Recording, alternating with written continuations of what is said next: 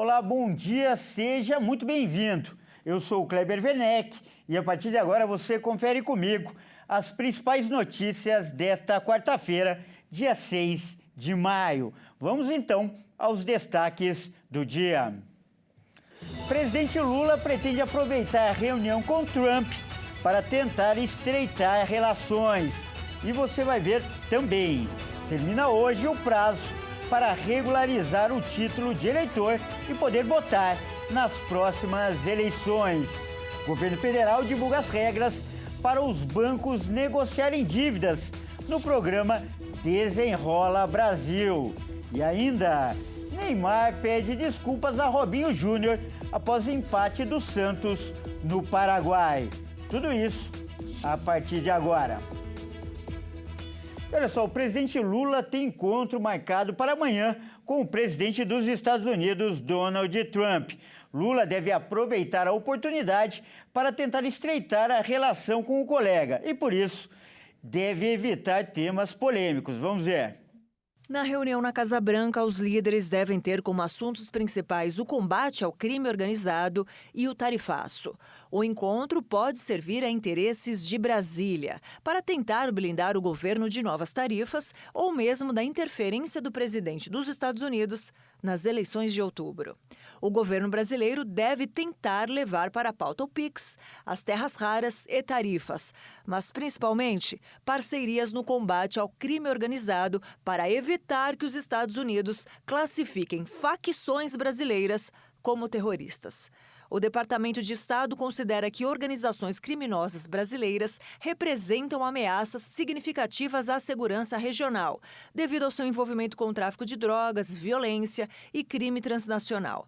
Durante a reunião com Trump, o presidente Lula deve destacar o empenho do governo no combate ao crime organizado.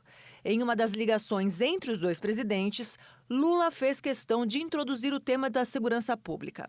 Após a conversa, o Palácio do Planalto enviou à Casa Branca um documento com propostas de cooperação no combate ao crime organizado, que já recebeu inclusive resposta do governo americano. A cooperação entre os países também pode ajudar a reduzir os riscos de interferência externa no processo eleitoral brasileiro. A expectativa é que ambos estejam no centro da agenda bilateral, que também deve incluir minerais críticos e terras raras. E olha, a defesa de Daniel Vorcaro finalizou os anexos da delação premiada do banqueiro. O material produzido por Vorcaro já foi entregue às autoridades em um pendrive. Agora, a Polícia Federal e a Procuradoria-Geral da República devem analisar o conteúdo. A previsão é que o processo de verificação dos relatos de Vorcaro leve cerca de 2 meses. E só depois desse processo é que o ministro do STF, André Mendonça, vai avaliar se homologa a delação. E olha só, o prazo para o governo divulgar oficialmente a derrubada de vetos do PL da dosimetria termina nesta quarta. O texto, analisado pelo Congresso, beneficia o ex-presidente Jair Bolsonaro. Pela Constituição, quando o veto presidencial é rejeitado pelo Legislativo, o texto é enviado ao chefe do Executivo, que tem 48 horas para promulgá-lo. Caso o presidente não faça nesse prazo, o ato volta ao Congresso e a competência passa sucessivamente ao presidente da Casa e do Senado Federal, e persistindo a omissão ao vice-presidente da Casa. Segundo o ministro das Relações Institucionais, José Guimarães, e aliados do Palácio do Planalto, Lula não deve assinar a promulgação. A avaliação no governo é a de que o presidente não quer deixar a sua digital em uma lei que tentou barrar ao vetar integralmente o projeto em janeiro. Com isso, a tendência é que a tarefa caiba ao presidente do Congresso, Davi Alcolumbre, que é responsável, em parte, por derrotas do governo no Legislativo. A derrubada do veto foi aprovada com folga em sessão conjunta do Congresso na última quinta-feira, por 318 votos a 144 na Câmara e no Senado, por 49 a 24. Antes da votação do projeto de lei que reduz as penas de cerca de 190 condenados pelos atos de 8 de janeiro, a Alcolumbre adotou uma manobra para evitar conflito entre a análise do veto e a lei antifacção e retirou da pauta trechos que poderiam beneficiar condenados por crimes graves. A base do governo já anunciou que vai recorrer ao Supremo Tribunal Federal, mas o STF pode não se intrometer na disputa com o Legislativo e manter a decisão dos parlamentares. E o ministro do Trabalho e Emprego, Luiz Marinho, participa da primeira audiência pública que analisa a PEC do fim da escala 6x1. Ele deve falar sobre os impactos da redução da jornada na vida do trabalhador. Luiz Marinho tem dado declarações a favor da redução da jornada de trabalho. Na semana passada, ele rebateu as críticas de que a mudança elevaria a informalidade. O ministro defendeu que a redução pode contribuir para evitar problemas na saúde dos trabalhadores, como estresse excessivo e acidentes ocupacionais. Ele afirmou que é preciso fomentar ainda mais, por meio de vários mecanismos, como debates com entidades patronais, as quais orientem o processo. Segundo Marinho, qualquer jornada superior a 40 horas semanais deve contabilizar como tempo extra, se a proposta for aprovada no Congresso. Para ele, isso deve ser negociado e ajustado no contrato coletivo, junto aos sindicatos dos trabalhadores e empregadores.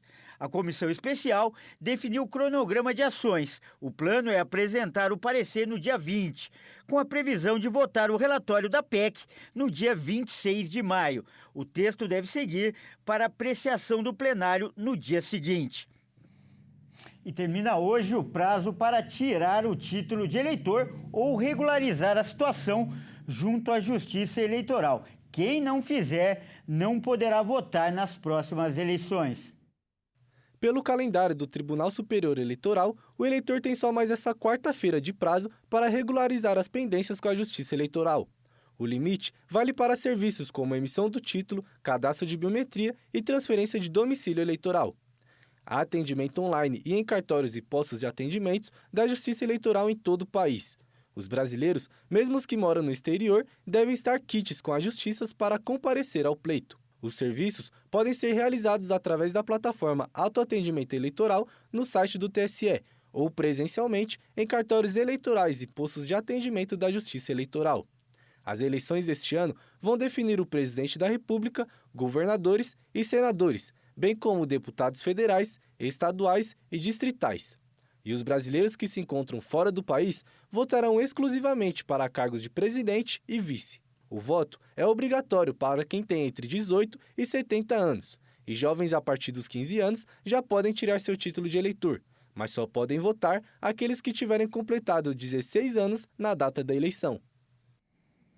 O governo federal divulgou as regras para os bancos negociarem as dívidas no novo programa Desenrola Brasil. Veja agora na reportagem como fazer para pagar os débitos. O Brasil, este ano, atingiu um recorde de inadimplentes. Quase 83 milhões de brasileiros estão endividados, de acordo com o levantamento do Serasa. Para se ter uma ideia, esse número representa que 49% da população adulta está endividada. O novo programa Desenrola Brasil agora surge como uma esperança de quitar as dívidas. Mas o que é mais importante agora é saber como que essas pessoas podem limpar o nome. Quase a metade desses débitos, que somam 557 bilhões de reais, está vinculada a instituições financeiras, que são justamente o foco da segunda fase do Desenrola Brasil. O programa é voltado para os trabalhadores de até 5 salários mínimos e visa ajudar essas pessoas, permitindo o uso de 20% do FGTS para pagar dívidas. Para facilitar a negociação, a Serasa informou que terá uma plataforma voltada exclusivamente para o programa, permitindo descontos de até 90%, 48 meses de prazos e outros benefícios. Ou seja, uma outra oportunidade para os inadimplentes saírem da zona vermelha. tudo em um único lugar. Os dados mostram que a maioria dos inadimplentes tem débitos em mais de uma instituição e que o valor da dívida média por pessoa é de R$ 6.728,51. A porta-voz da Serasa conta como a renegociação pode facilitar para os devedores. E é justamente por isso que iniciativas como o Mutirão do Desenrola Brasil são tão relevantes. E a partir de agora, as ofertas do programa também estão disponíveis dentro da plataforma da Serasa Limpa Nome, ampliando o acesso a descontos que podem chegar a até 90%. Isso torna a renegociação mais prática, mais acessível e com condições reais de pagamento.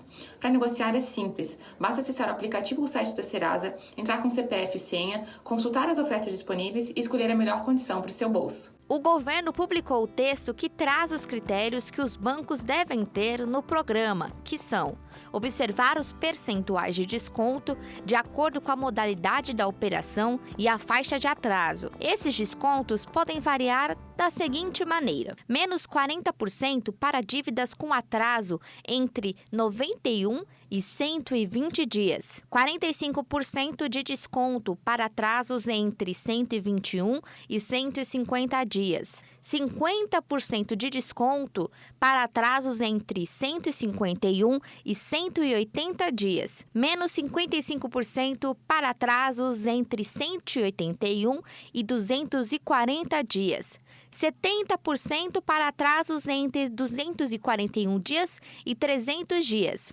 85% de desconto para atrasos entre 301 e 370 dias. E, por fim, 90% de desconto para atrasos entre 371 dias e 720 dias.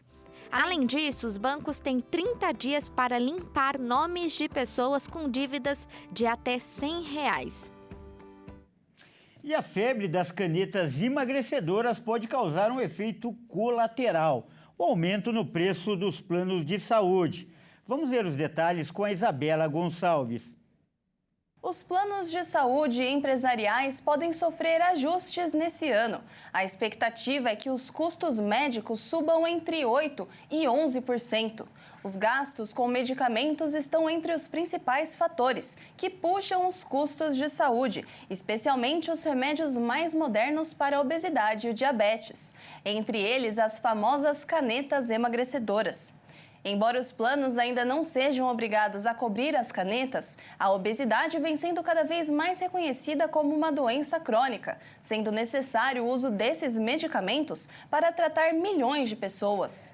Hoje, a gente já tem uma demanda relacionada a esses tratamentos de emagrecimento que cresceu exponencialmente. Então, a diferença hoje da procura pelos médicos endocrinologistas, pelos nutrólogos, ela se tornou intensa. Apesar do plano não pagar pelas canetas em específico, ele paga pelo tratamento ali de retaguarda. Então, o médico, o nutrólogo, dependendo aí do plano de saúde, o nutricionista entra também nesse custo do plano de saúde.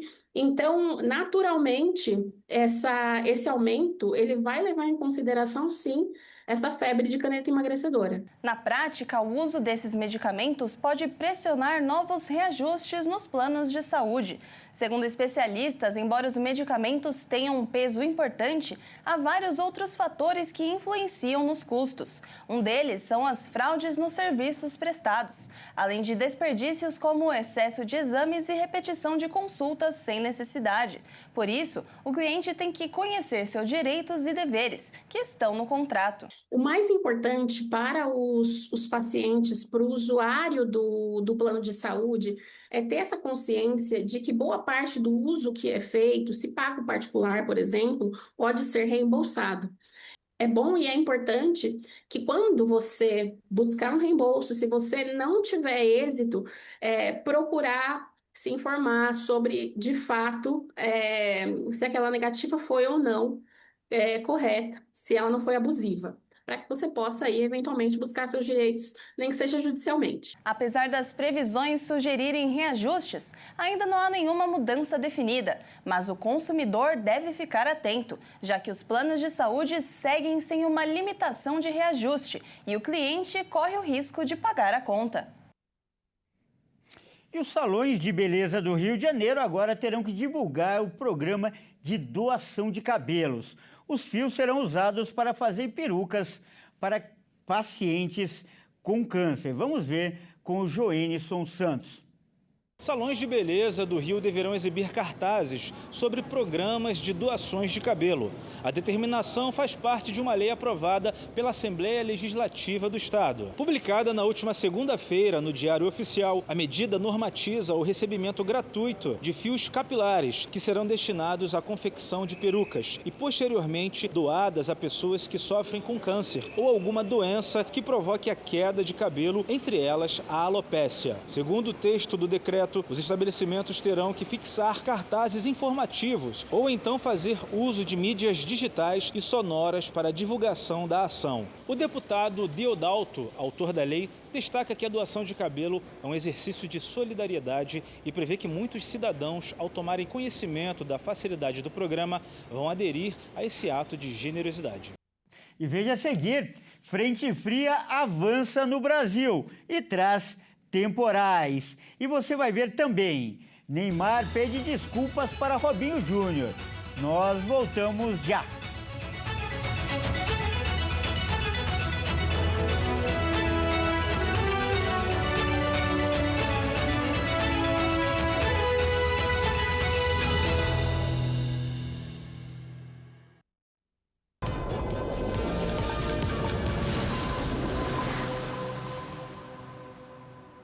Mais uma vez, seja muito bem-vindo. Nós estamos de volta com o segundo bloco e mais notícias para você. Olha só, uma frente fria avança pelo país e deve derrubar as temperaturas no Dia das Mães. Vamos conferir.